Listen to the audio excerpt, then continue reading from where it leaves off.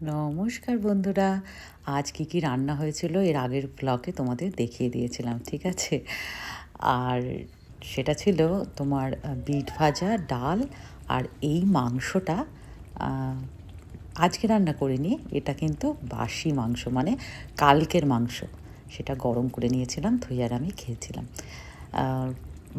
মাংস একটু বাসি হলে আমাদের কিন্তু খেতে খুব ভালো লাগে, জানো তো। তোমাদের কারো কি এরকম হয় না? খুব বাজে কথা বলে ফেললাম, আমি জানি না।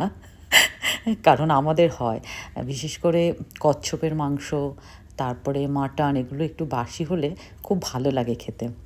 মানে কিছু সময় না ওই কোনটা হেলদি কোনটা আনহেলদি এইগুলো একটু ভুলে যেতে হয়। সেটা সপ্তাহে একদিন করলে কি অসুবিধা হয়? কোনো অসুবিধা হয় না কিন্তু। তারপরে আবার হচ্ছে হালকা পাতলা খাবার খাবো, কোনো অসুবিধা নেই। বিশ্বাস করো, মাংসটা দারুণ ছিল। এটা ল্যাম্ব, ঠিক আছে? এটা মাটন না। আমি এই রেসিপিটা তোমাদের দিতে পারিনি, যাই হোক। এটা রান্না করেছিলাম কালকে, টক দই মাখিয়ে রেখেছিলাম পরশুদিন রাত্রেবেলায়। আর খুব সুন্দর খেয়েছিলাম। বাসি ছিল মাংসটা, কিন্তু আমার তো খুব ভালো লেগেছিল। আর দেখো কীরকম হাতে, মানে কীরকমভাবে খুলে আসছে, দেখো মাংসটা এত সুন্দর, এত জুসি না। আর ল্যাম্বটাও খুব ভালো ছিল, তাই জন্যই কিন্তু রান্নাটারও ভালো হয়েছিল।